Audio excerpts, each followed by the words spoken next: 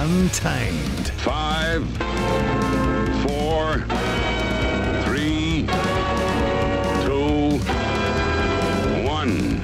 The Platform. It's Only Sport. That's the name of this podcast. That is the name of our radio show, Martin Devlin, Lachlan War, and we present every afternoon 1 till 4 on The Platform. It's all about Saturday.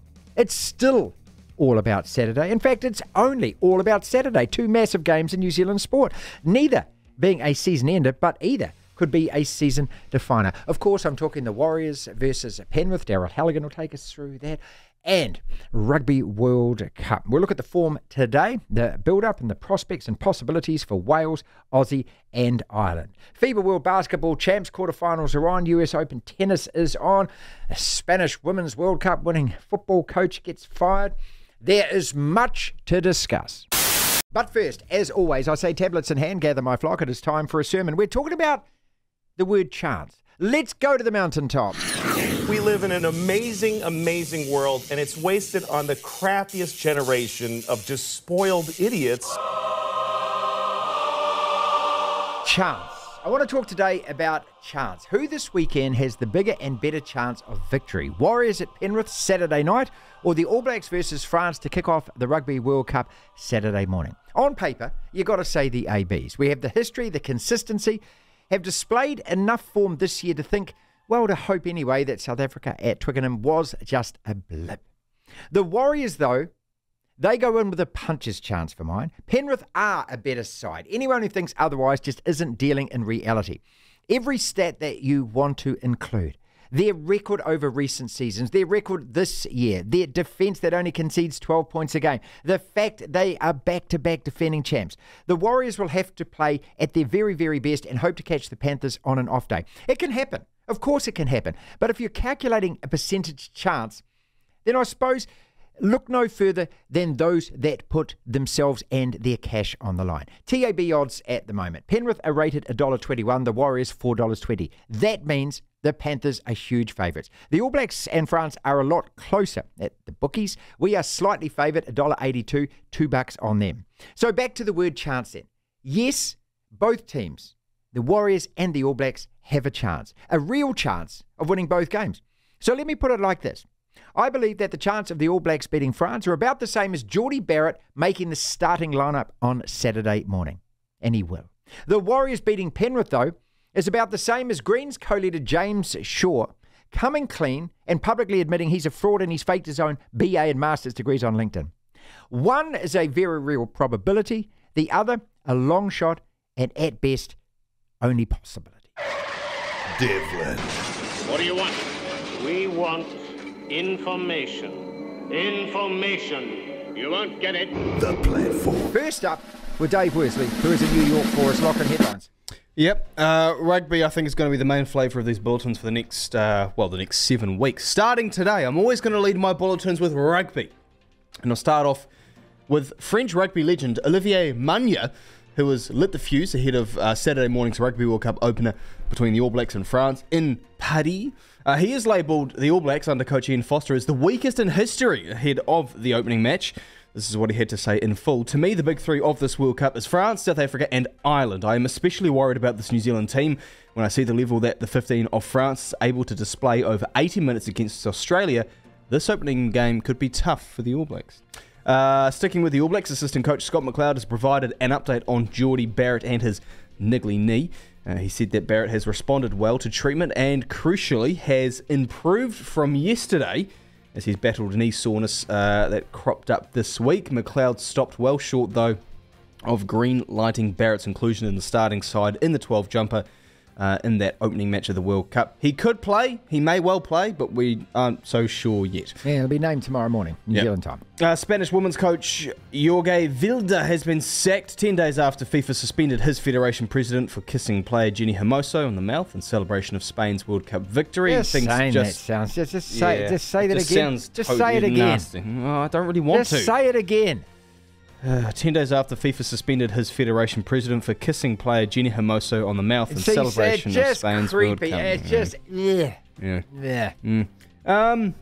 A trio of Black Caps hitters helped New Zealand salvage a draw in 2020 series with England earlier this morning, the fourth and final match between the two. New Zealand winning by 6 wickets. Do we care? No, not really, because we have a World Cup coming up, and a T20 series means pretty much nothing. Tim Seifert, 48, Glenn Phillips, 42, Mark Chapman, unbeaten on 40. They were the standouts at the crease. Mitchell Santner took 3 wickets for 30 runs with the ball. He was the best amongst our bowlers. The US Open, some big results. I guess I could say late yesterday and today. Yannick Sinner and Alexander Zverev fought out in what was like a 6-hour match. It may as well. Ridiculous. Yeah, it was so long. Started before we went on air yesterday. I was actually making dinner last night, and it was still going just before 6. It was about 5.5 hours or something insane. Zverev winning that one in 3 sets to 2, 6-3 in the final set. Earlier today, Novak Djokovic cruising very easily through to the semi-finals. He beat Taylor Fritz in straight sets. And the women's draw, Coco Gauff's won again, I believe, yes, beating Yelena Ostapenko in straight sets. So she's through to the semi-finals, as is Karolina Mukova. Sticking with tennis, a fan was ejected from the US Open yesterday after being accused by Alexander Zverev of shouting what he described as the most famous Hitler phrase there is in this world. I'm not going to repeat it. And that fan was pretty quickly ejected.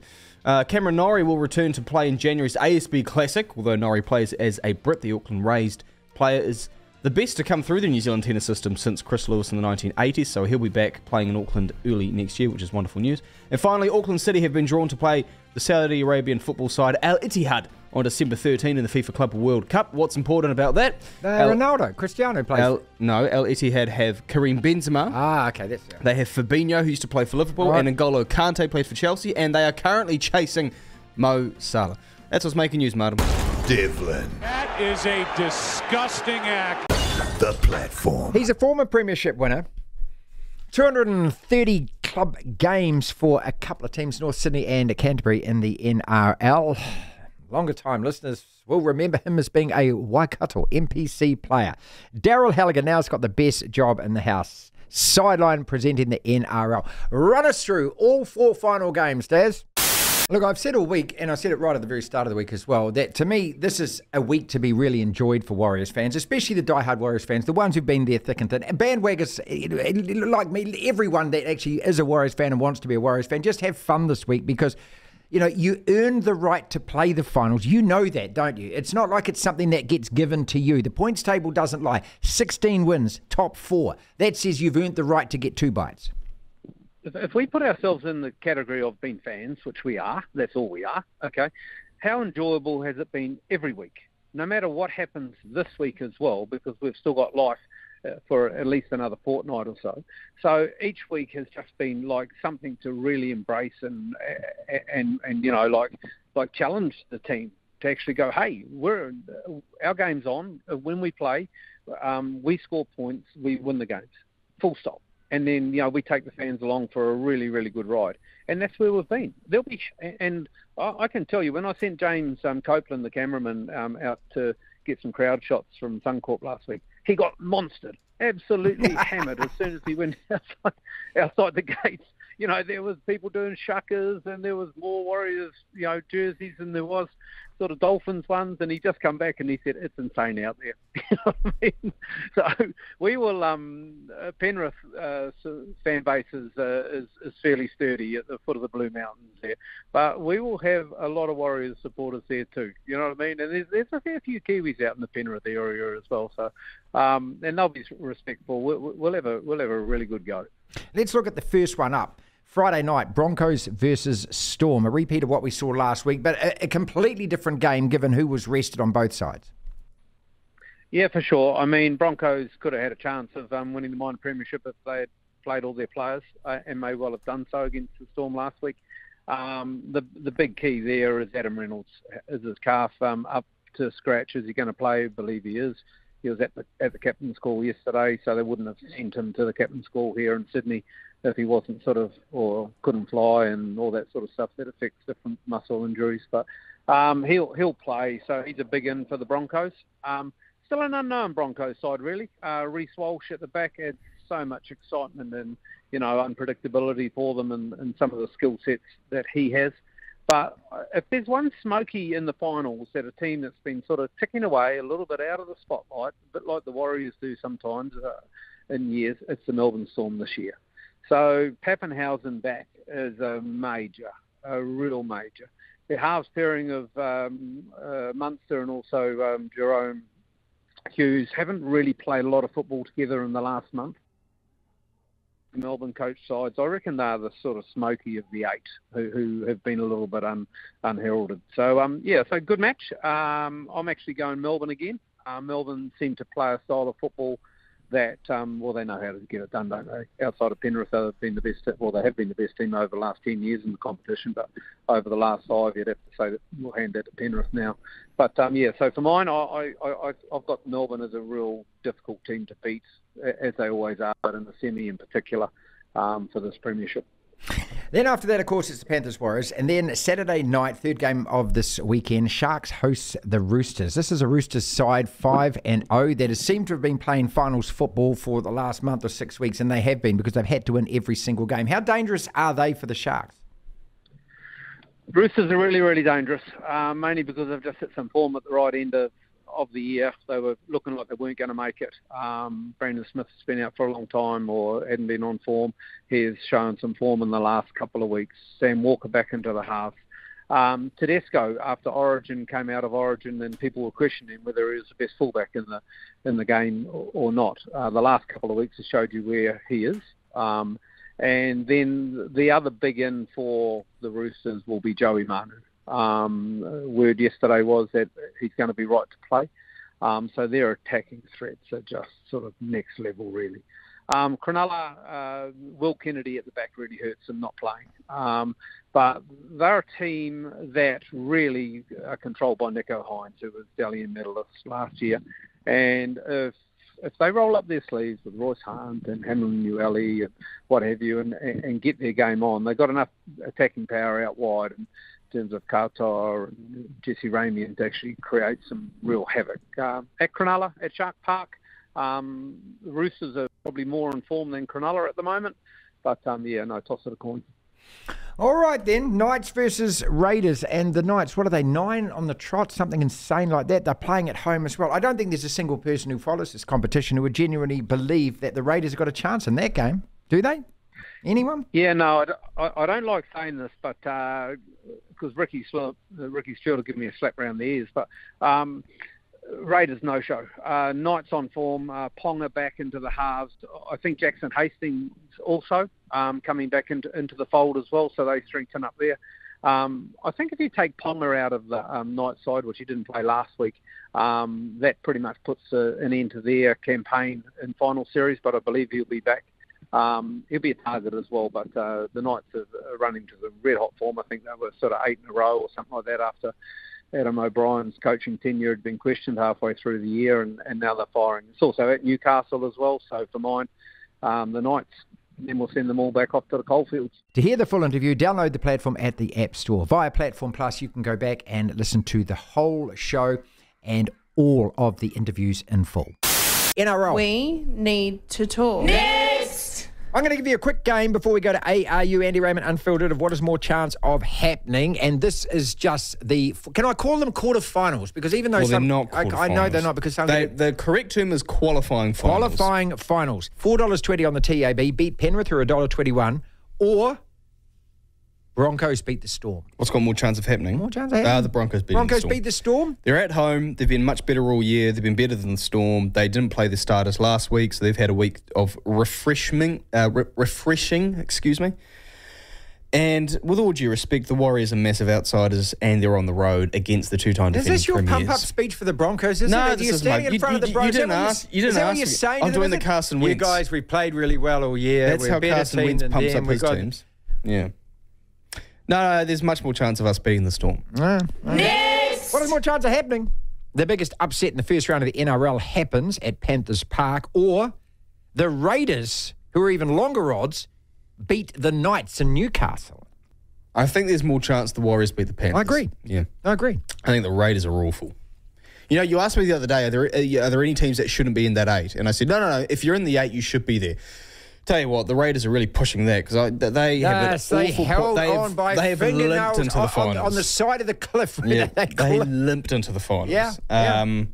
But no, they're not beating the Knights. I don't think Not that. at all. I think that's the sure shot of this round is Newcastle winning at home again. That's their 10th. I think they're similar. I think the Knights are similar to the Warriors and the Broncos, where there is a genuine edge with your home fans and atmosphere, because the Newcastle fans turn up week in, week out for that team.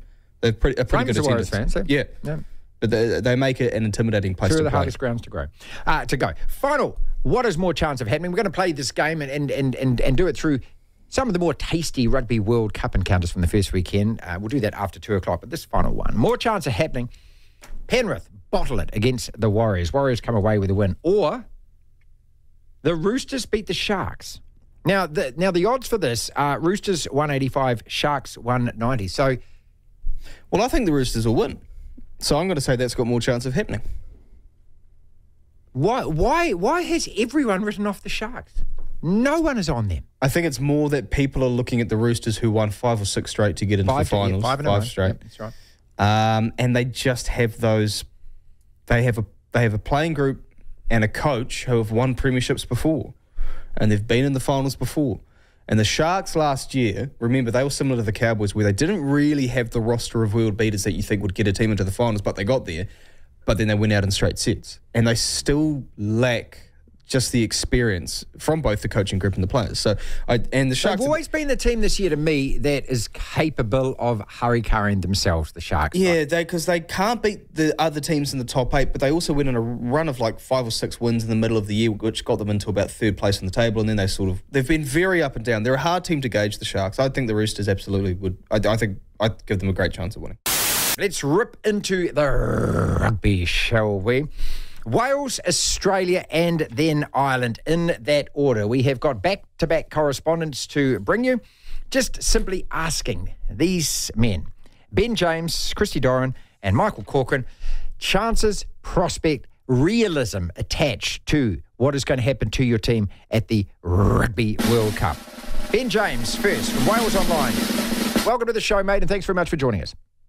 No worries at all. Georgia capable of pulling off an upset. I mean, Australia at their lowest dip, they've lost 5 on the trot, despite what Eddie Jones says, and then you've got a rampant Fiji side, which did the whole world a favour. And when I say the world, I'm talking about the whole globe. Anyone that beats England at Twickenham, we all stop and celebrate, Ben, do we not?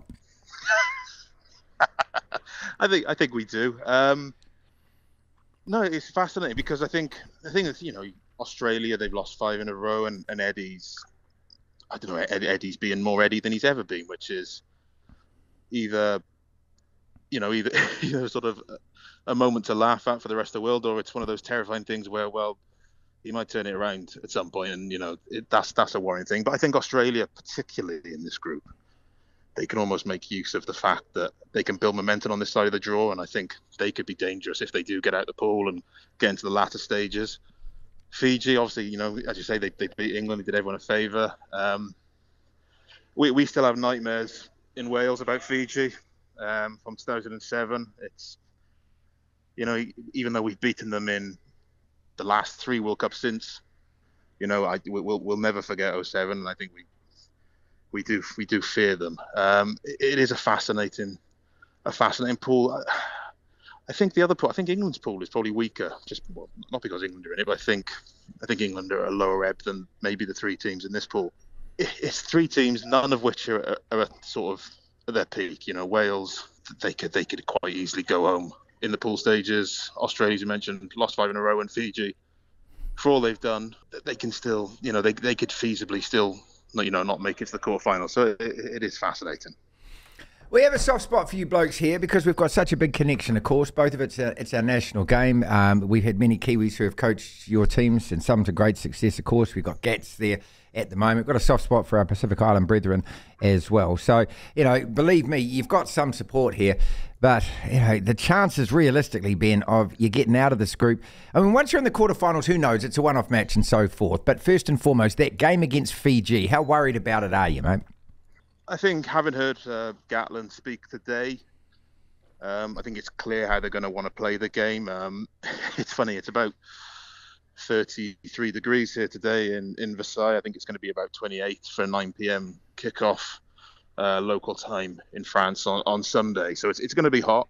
There's talks of water breaks, but Gatland is while he's not going to push World Rugby to not implement them, he's adamant he doesn't want water breaks because he wants the game to be played at a sort of breakneck pace and to sort of tire out the Fijians. So I think that's how he's going to play. He's going to probably lean on some of the more experienced players, the likes of Dan Bigger at fly half and maybe Dan Liddy at blindside flanker, sort of big men in the pack to match their size and then sort of try tie them out with a kicking game. And I think, in theory, that tends to work against Fiji.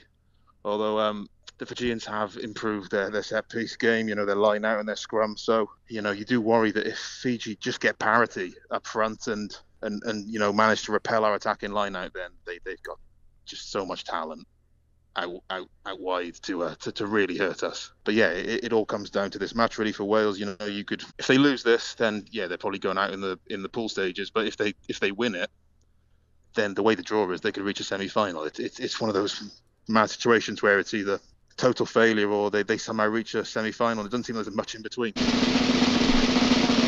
Christy Doran, the Raw out of Brisbane. How confident are you about getting out of this group? Pretty confident is the short answer. Look, let's be honest. I've just said it there. They've come up against some good, strong sides, but really, like Fiji, they're sixth. Like they're the highest ranked side that the Wallabies will come up against over the next 5 weeks. If the Wallabies can't get out of this pool, Eddie Jones won't be there beyond October, mid-October, Wow. early October. Wow.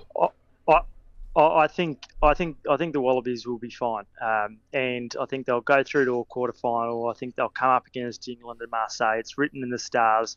Eddie will come up against his apprentice and Steve Borthwick, and I can only see one winner, and I think that's Eddie Jones. We've seen it. We've seen Steve Borthwick struggle under the pressure, the helicopter view that a head coach is required.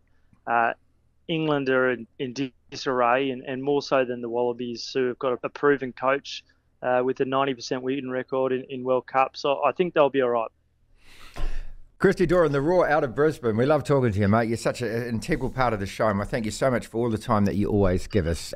Dangerous opponents all over this group, and I'm not being a smartass by saying it, but I honestly believe there is a feather between yourselves and Wales and Fiji. So who makes it out of the group alongside you? Yeah, good question. I think Fiji will knock over Wales in the opening weekend of the tournament. I know that Warren Gatland's a proven, experienced operator, but it kind of just feels like I just think that a bit like Gatland's return to the Chiefs, which didn't quite go to plan, and maybe a couple of guys came through and a bit more development. I just don't know if Wales got it right there with Gatland going back. A lot of the old guys going... departing, retiring, finishing up. Not too dissimilar to Eddie Jones, but the difference being that Wales had some success not long ago. They won Six Nations not long ago. And this Wallabies side needed to be ripped up and spat out some of the old guys. I think Eddie Jones made the right decision to farewell a lot of the losers of Australian rugby over the last 10 years. I think Wales are in a really problematic area, and I think Fiji are primed to give this pool a shake, a quarterfinal against possibly England or Argentina a shake. Simon Rawalui done a great job just ensuring that Fijian spirit shines through. Like, I spoke to one of their assistants, Brad Harris, the other week before they beat England. He told me about the fact that they took 28 hours to get to Semi-Radradra's village in one of the outer islands, and what it did was they needed to rediscover what it is to be Fijian. And you could see that with how they've played over the last 3 weeks, where they beat England, of course. They pushed France 34-17, I think it was. They hung in the fight there, and they've got some serious quality now and some cohesion that's come through the draw. There'll be an upset or two, and I think Fiji being Wales in the opening weekend will be one of those great kind of moments in World Cup history. Let's talk to Michael Corcoran. What could possibly go wrong apart from nerves? I mean, obviously no one wants any injuries, but is it up to Ireland now to just take care of business because you are the best team in the world right now?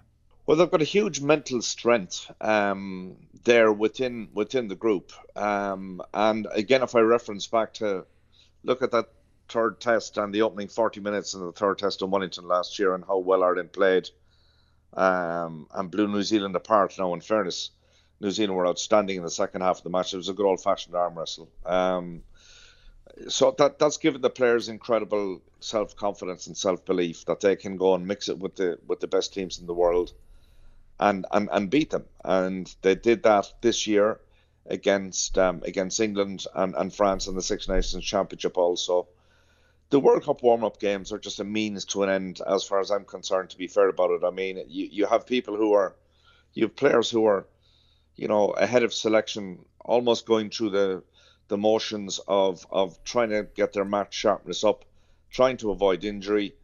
And, I'm not saying going into something half-baked, but not really sort of 100% committed. The whole idea of those is to get a bit of match sharpness there and to show the coaches you're still a great bloke and get in the squad of 30-odd players who will go to the Rugby World Cup. So I would say that's what those games, especially the one, the Samoa game down the road in Bayonne, was played in an absolute downpour. Now we know it rains in Ireland as well, but Ireland didn't play particularly well that night. But they did a big number on England, the week before back in Dublin at the Aviva Stadium. So, I mean, you kind of take the positives out of those things. The one area, Martin, that would concern me, that has been consistent from an Irish point of view, the one worry I would have is that the Irish line-out hasn't gone well in those 3 games, and that's one area that they will need to address, ahead of maybe not particularly this weekend or the following weekend, Romania and Tonga, but it's South Africa and Scotland who are following up quickly after that. So they've got a couple of weeks to get their act together. Yeah, that was my final question, was going to be about the draw. I mean, the All Blacks draw, it doesn't help us at all. We play France in our opening match, and then we get Uruguay, and then we get Italy, and then we get Namibia, or whatever order. But we go into that game, that quarterfinal, and I don't know whether you can say battle hardened, because none of those teams are going to provide the kind of resistance. When I look at your draw, you've got Romania, which is a good warm-up to play Tonga, which is going to be tough and physical, and then you get South Africa, and then you follow that up a week later against Scotland, and we presume you go into a quarterfinal. It's like you're playing knockout football from that South Africa game. That's the way to build into the business end, isn't it? 100% it is, yeah. And I mean, I was just thinking about that earlier in the day today. That game, that opening match in Paris, that France-New Zealand game is ginormous for both of those teams. But effectively, you can then mix and match all the way throughout the rest of the pool stages. That's the question I would pose. Are you going to arrive battle-hardened in a quarter-final of the competition? I'm not necessarily sure that you will be. But on the flip side of that coin, from an Ireland point of view, with the greatest respect to Romania and Tonga over the next couple of weekends, that's a kind of gradual build-up to that huge game against South Africa. It's a really big game against Scotland, and then you arrive into a quarter-final. Devlin. Oh my goodness me! The platform. The tight 5. 5 separate sporting topics, roughly 60 seconds there or thereabouts on each. When the bell goes, we move quickly on to the next topic. I want to talk US Open and Zverev yesterday, and the Hitler phrase or slogan that was shouted at him. But also, as who's going to win the men's and women's side of the draw at the moment? Serbia and the USA go through as far as FIBA basketball goes. Any great shakes or surprises there? Dylan Boucher on the program talking about that shortly. Netball, Dame Nolene says we need to get back to being in the Australian competition. That's kind of the cure for New Zealand netball. Olivia Marnier, is this the weakest New Zealand team to ever arrive at a Rugby World Cup? Provocative from him. Cipriani's book or the T20 series versus England? What are you more bored with, Lachlan, or what do you care least about? And Vilda, the Spanish Women's World Cup winning football coach, has been sacked. Let's kick it off with that. Now, we're all connecting the dots here, right? This is a direct result of his support of Rubiales when Rubiales pashed Hermoso and the furore erupted, and then in front of the Spanish Football Congress, Rubiales said, I'm not resigning. She consented and all of that, and apparently Vilda was in the background. He was applauding, he was clapping. Well, everyone that was applauding and clapping, it's like something from the Kremlin. Eventually they've gone around, they've isolated, they've spotted you, they've identified you, and they've executed you. Is this a direct result of Rubiales? Well, no, because this, at least from what we know, this dates back to last year when the players didn't actually want him to be their coach. There's a revolt more or less, and they 14 of the best players didn't turn up here. Yeah, for the World Cup. They and a whole lot last year went to the president then, I think, and said we don't want to play under him. And then Spanish football stood by the coach, kind of paid off in some ways. So I think him leaving, he probably wanted to leave anyway. He probably didn't want to coach this team, knowing he didn't even want to be.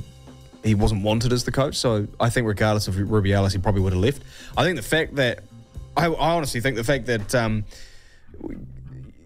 When Rubiales made that speech saying, I'm not going to resign, and he essentially supported him, the coach, I don't think it was because he absolutely agrees with it. I think he just doesn't like that team. He doesn't like the girls he's had to coach because of, the players he's had to coach, because of the way they reacted to him last year and just thought, stuff it, I'm leaving anyway. What happens to Rubiales from here? Because he'll leave at some point. When? When they've done the payout agreement. Yeah, but I tell you what, there could be no stories, no news about it. And then in 3 months' time, we can be sitting here going, "Oh, hold up! What happened to that guy? Yeah, what happens to that guy Rubiales? And he just stays out of stays out of the spotlight. That could happen. Okay, what do you have? Clumsy way to say. What do you have least interest? What do you care less about? Cipriani's serialised book or the T20 series against England? Cipriani's book. Yes, same. I'm sorry. This is a bloke who he's such a tryhard. Well, he was talented and he failed because he got into trouble off the field. I think he had a drinking issue, which is obviously sad in many ways. But look.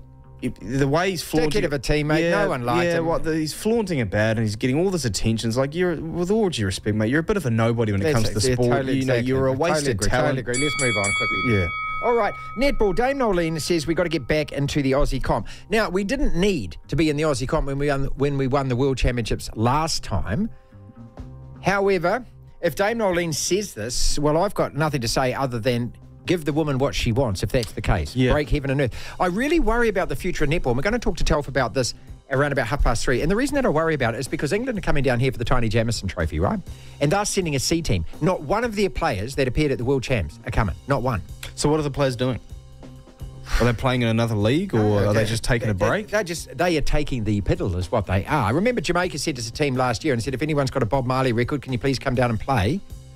Yeah. And England are doing exactly the same. The future of international netball, there is no future unless these teams take these competitions seriously. Or you're just going to have a sport that every 4 years has a world championship and every 2 years has a Commonwealth Games. Yeah, well, you got to do something enticing in between. Because I mean, like, if we play Australia, we select our best team, and Australia select their best team. And I can't imagine that with netball, there's something going on like T20 cricket where players are actually being enticed to play in another league because of more money. No, nothing. That's really I've seen the story bubbling away. I haven't actually done too much research on it, but. It is a bit strange. I worry about the future of New Zealand netball. I really wonder what the playing numbers are like at the moment and whether or not the Women's World Cup... Because, look, the Women's Rugby World Cup is not going to inspire every young girl in the country to play rugby. We know that, despite the mainstream media telling us otherwise. But I really do think that the Women's Football World Cup is going to inspire a hell of a lot of young girls to play football. And I wonder whether or not netball's going to be the loser because of that. I don't think that there's a lot of young women that would go, I'm going to play rugby instead of netball. I don't think. But I think that certainly that could be the case with soccer. Could be. Well, again, I mean, if they take advantage, this is looping back to the argument of our governing bodies. Last year, those Black Ferns, I can't really say swept up an entire nation, but pretty much did. I mean, everyone was talking about them. They were front page news. People watching the final, and all of the young girls out there who would have turned up to those stadiums and watched the Ruby Tuas and the Portia Women's of the world. There was momentum. There was just then faded and fizzled out. That's because New Zealand rugby, you let all of those women superstars leave and go and play schoolgirl sevens tournaments in America. None of them played the domestic competitions. You did nothing at all. You didn't market it. You didn't promote it. You didn't plan it. You had nothing organised. There should be something in those players' contracts that says stay and play. If you play for us in the World Cup and you play for the Black Ferns in tests, you have to play for your Opiki and your Paraparma Cup teams. And if not, well then sweet, go and get a contract overseas. It all comes back to New Zealand rugby and the mismanagement at the highest level. How did you ever let those women who were the only ones that the country knew who they were all leave and go and play rugby? Back to the netball. Totally agreed. We should be playing with Australia, and I think for someone like Dame Nolene Toto, who coached the Sunshine Coast team to back-to-back championships in that competition, has coached the Silver Ferns, knows how our game operates, she would know better than anyone. Absolutely. Olivia Marnier says this is the weakest All Black side to front up at a World Cup. I agree with him. I absolutely agree with them. I said it at the start of the year, and I'll keep saying it. I believe our playing stocks are the weakest that they have been ever in my time of being an All Black fan, certainly in the professional era. That doesn't mean we can't win the tournament. I'm not saying we can't win the tournament, but we don't have the superstar. Even in 1999, we had the superstars when we lost in the semi. In 2007, we had the superstars. Who are our world-class superstars right now? Well, who are they? I mean, I look at that 2007 team, and I actually, we were the best team in the world, and we had a brilliant 3-4 year build-up to that tournament. At the same time, you look at some of those names, and there were some superstars. There was Richie McCaw, Dan Carter. You had Daryl Halligan in there. Mills Muliaina was in there. Some top players. Justin was playing. No, 07, no. Oh, was it? Who was playing? Was it? Byron Kelleher was a halfback. Right. God, but that's the thing. You think of some names. Byron Kelleher. Brendan Leonard. Nick Evans was a good player, but respectfully, in the great scheme of World Cup first fives, I don't think he rates that high. No. He had Brendan Leonard, Tuiava, and McAllister playing 9, 10, and 12. Well, you know what our midfield... in the quarterfinal for the last half of rugby. Our midfield that was never the plan. Our midfield that year is actually very similar to midfield to what we've got now. It was a number 12 who was pretty unproven, and Luke McAllister, and it was a 13 who wasn't a 13. It was Mills Muliaina. He was a fullback. Yeah, so exactly. we're actually... Anyway... I mean, I can't speak for pretty much pre-03. Even then in 2003, I wasn't watching rugby because I was only 4 or 5 years old. 6. But, yeah, it probably is. I think our weakest team. It probably is. I don't think Manya's been insulting. Manya scored a try in 1999 against us. Right? I'll never forget the departed Graham Moody's comment. Manya, you could just had the blood draining from his body as Manya scored that last try.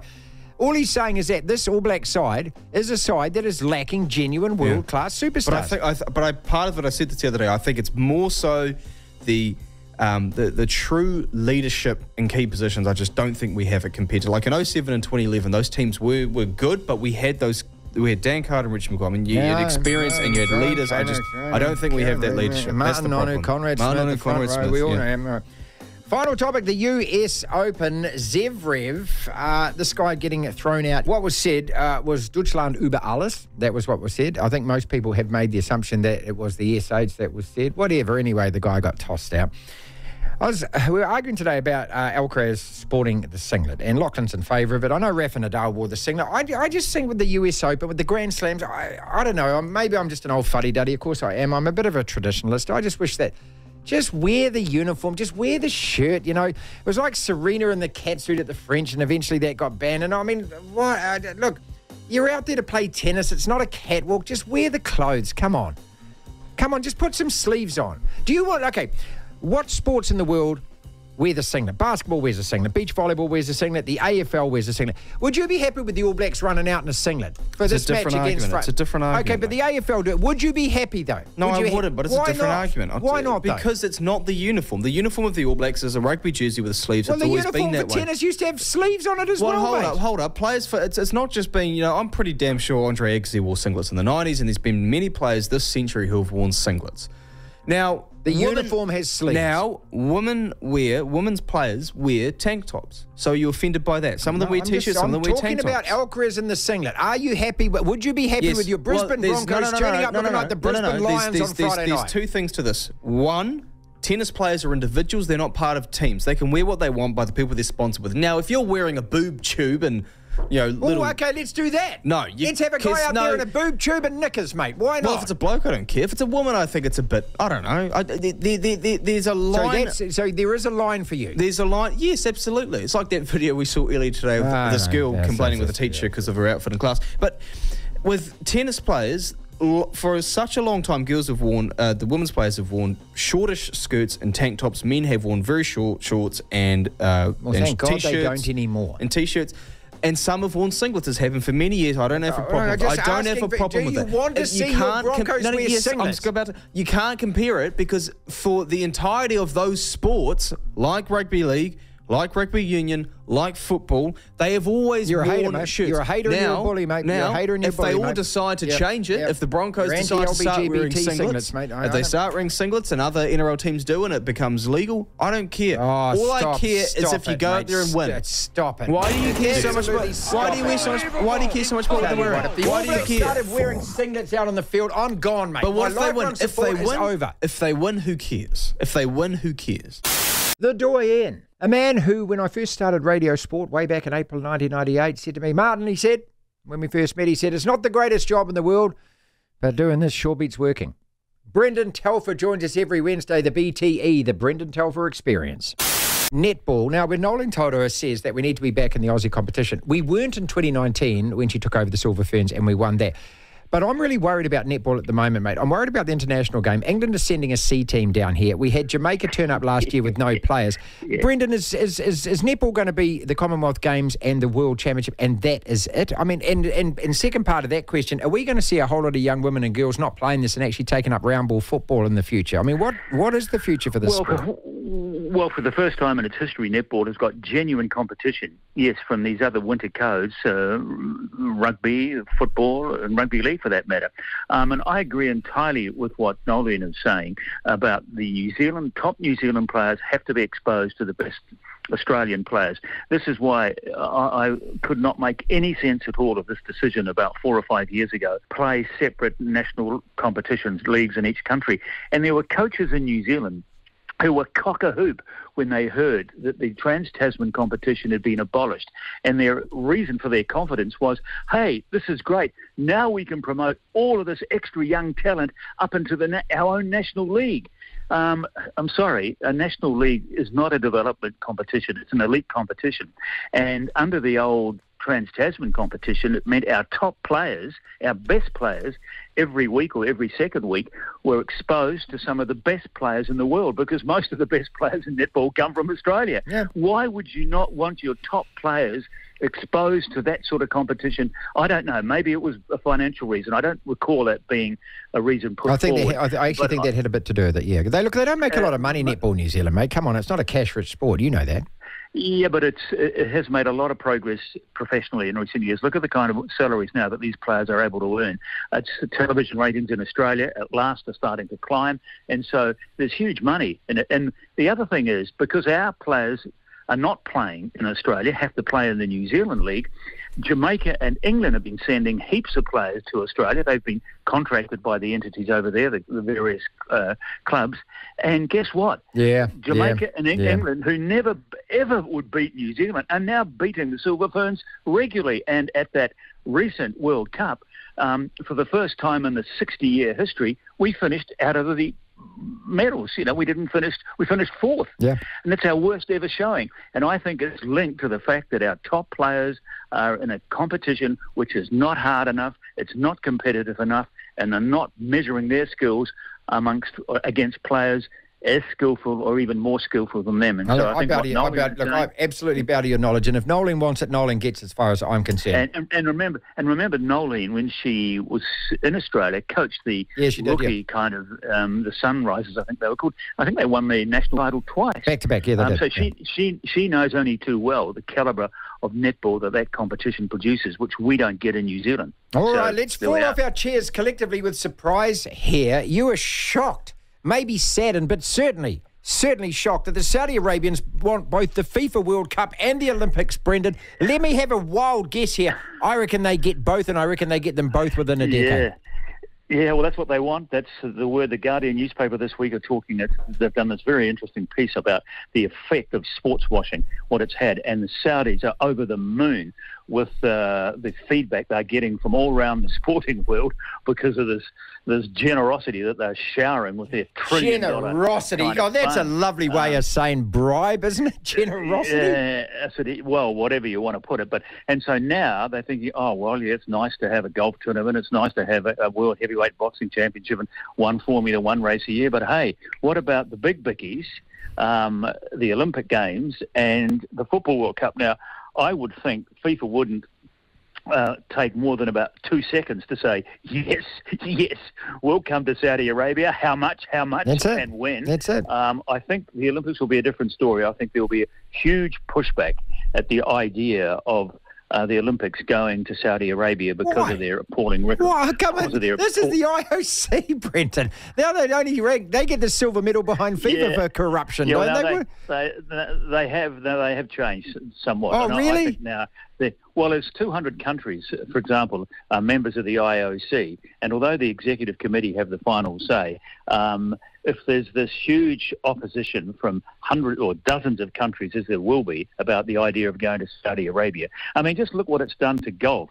the idea of the Saudi Arabian. If Live Golf was based in Sweden or Peru, there'd be no issues but at all. They're all back together, but Live Golf's back in bed with the PGA, mate. And look, you've got to look at the younger generation. Lachlan loves 3-day tournaments and everyone makes the cut and there's music and shorts and everyone plays in a singlet. Yeah. This is the future, mate. And no one watches it. Hey, but they don't know. This is the great thing about Saudi Arabia. They don't need Instagram likes. They don't need advertising. They don't need TV ratings. Mate, they just turn around and open another oil well. So they don't give a stuff, mate. You know? I know they don't. But and sure, when you look at the calibre, the moral fibre of a lot of people who run international sports bodies, you'd think they could be bought off pretty quickly. But they can be bought off pretty quickly. But I just hope that there is, that sport can stand up to this sort of stuff. That's our podcast for today. Thank you so much for listening. If you want to listen to the entire show, 1 till 4, Monday to Friday, download the Platform app, and via Platform Plus you can go back and listen to whatever shows over however many weeks at your leisure, at your listening pleasure. Platform Plus. First thing to do though is download the Platform app. Devlin. Unbelievable. Incredible. The Platform.